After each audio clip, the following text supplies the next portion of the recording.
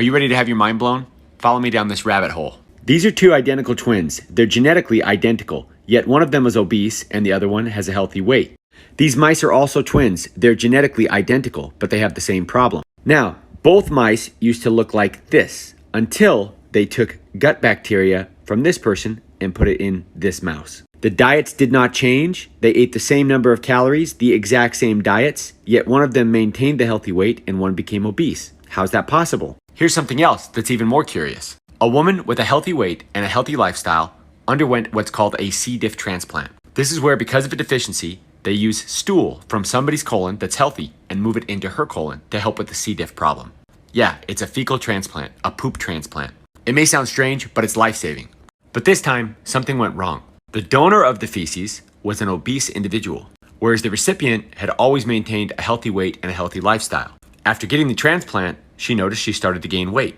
Now, she didn't change her diet, she didn't change her caloric intake, or her lifestyle. But over the next 12 months, she could not keep weight off. She gained weight until she was eventually obese as well. Through these studies, scientists were able to identify an anti-fat bacteria, Kristinella. If you have this bacteria, it makes it very, very difficult to gain weight. If you lack this bacteria, it makes it much, much easier.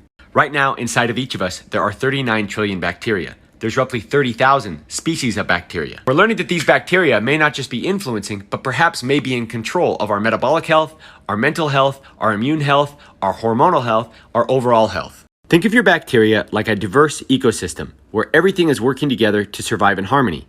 There are some snakes and mosquitoes, but we need them too, because without them, the whole ecosystem falls apart. If your gut health is poor, you have a very limited amount of species living there. It's like this wasteland. There's not much living. And we're finding that this lack of diversity leads to metabolic health and mental health problems and a bunch of other health problems. Having microbial diversity means that the bacteria are working together in symbiotic relationships, and it's helping reverse a lot of the mental and metabolic health problems. Now, I know what some of you are thinking. We should all just eat healthier, exercise more, and stop making excuses. Well, if we all know that's the case, why do some of us do it and others do not? Could it be that perhaps microbes are driving our impulses?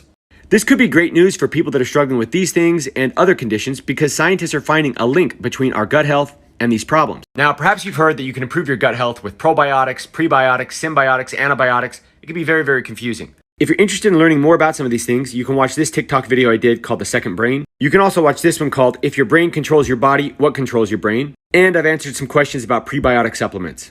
Now, I talk about this a lot, but perhaps fasting and fiber are more than just weight loss strategies. They're the key to unlocking and improving your overall health.